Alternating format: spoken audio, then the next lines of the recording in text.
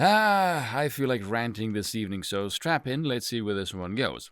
I want to rant about some of the fallout in the wake of the Texas debacle over in Yankee Land. So, word of warning to the Yanks, I am going to lay waste to all of your society, because in this case, I think you're all demented, and it's a good example to explain to you why so many foreigners think you're all a different breed and quite stupid. What is interesting about the Americans, I say interesting, it's more like watching a group of people with cerebral palsy try to do a demolition derby. It's slow, painful, stupid, and ultimately goes nowhere, just like all Americans. But the two sides are just rambling incoherently past each other, and I'm left bereft, watching the peasantry argue their petty squabbles. One side is screaming we need to do more, we need more gun control, which is vacuous sloganeering. As Greg Abbott pointed out, Democrat cities have stricter gun control laws in the books and they have more crime, so gun control, whatever the hell that means, is clearly not the solution. The other side is screaming we can afford to send $40 billion to Ukraine. You can't, by the way. We can afford to protect our children. We need more guns. And I'm looking at this, again, foreigner, and thinking, this is such a typical American response to a fucking problem. We must do more, spend more, get more stuff. America, does it ever occur to you to solve a fucking problem without spending more money? It doesn't appear to ever enter the American mind to scale something back. They seem to have this tunnel vision that screams more, more, more. Sargon pointed this out. Profile your school shooters. They're often bullied, bad families, social alienation, drugs, a lack of a meaningful tie to the land. There is your fucking problem.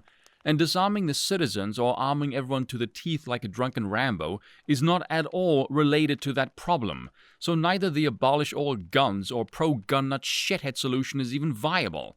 The current state of society is still breeding the cause of that problem. If you pulled off either solution, do you know what they would do? They would harm people some other way. A makeshift bomb, for example, or they would kill themselves. The problem is not the damn gun. That is merely the instrument used to express some form of suppressed rage. So you're not alleviating the problem, you're merely deviating its trajectory. I've been trying to formulate a theory over why the American society is like this, and in my opinion, the biggest issue is the pervasiveness of politics. Simple solution, disengage from politics. Again, easier said than done, I'm aware. Thanks to technology, social media specifically, politics has turned into this corrosive poison that has infected much of our society.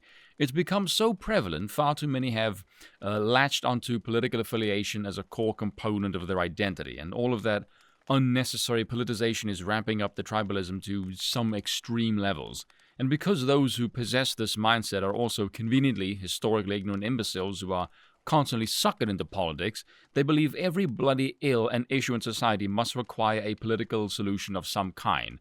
That is not only toxically stupid, that is leading down a very, very dangerous road. What's glaring is the overwhelming majority who engage in this behavior know fuck all about politics. One person I saw posted this meme in red and black of Marjorie Taylor Greene because she didn't vote for a list of bills, and then the idiots will have a go at her because she didn't vote for Feeding Starving Babies Act, for example, and therefore she is some kind of walking demon. I will damn near bet my life. If I found the person who made that stupid meme and asked them, do you know anything about the contents of those bills or acts?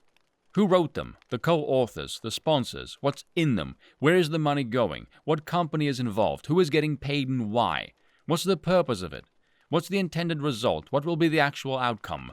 They will know absolutely fucking nothing, not a damn thing.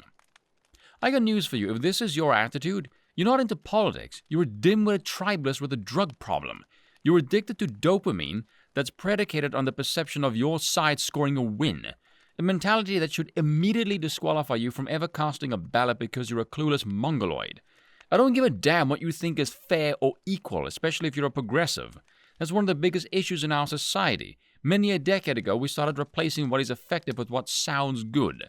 If your ideology requires that your fellow man be stripped of as much decision-making prowess as possible, and to secede that power to the state, you're inviting its boot onto the neck of those around you. If your idea of making the world a better place involves you doing fuck all, but bestowing the state with an enormous amount of power to act as a parasitic entity that steals from the productive of society, you're aiding in the downfall of civilization. That makes you an evil, immoral creature, and for that you should be purged from society. And the thing is, I can't even fault the right-leaning politicians for not addressing the problem, because I don't think it's in their capacity to actually solve it. You can definitely fault the soulless opportunists on the other side who will stand on a still bloody body to grandstand for political points, especially when they too are completely incapable of solving the problem. And even if they could, they never would. Politicians don't give a shit about order and stability. They thrive on chaos and uncertainty. It's how they expand their power. It is the incentive structure of the state. It is inherently annexationist. So this issue is never going to get solved because no one wants to tackle the root cause of the fucking problem. I do think there's a bunch of them, 3 main ones: materialism, technology, and radical individualism. What is America taught to worship? Money. Which makes no sense because the one side demonizes success, yet worships it, and you'll shed loads of money if you happen to sim for a left-leaning cause, even if you stole all of that money, a la BLM. But if you acquired it in any other way, say a successful entrepreneur, a la Elon Musk, and you oppose mainstream political consensus, you're somehow a thief, which is hilarious coming from big state simps. My lord, with this much contradictory bullshit floating around in their societies, you can sort of understand why the Americans are more doped to the gills than a rapture splicer. But what's the other American values? Hollow materialism, never-ending pleasure, excessive decadence. If there is one word that sums up America perfectly, it's that one: excess. Why? Because it's sexy, that one sells, fame and fortune. But is there ever a conversation about family, traditionalism? No. The left is hell-bent on destroying that one. Can't be going back to a patriarchal tradition of having strong men. No, that's some backwards reactionary attitude. Fucking idiots. And that's all for today. Until next time.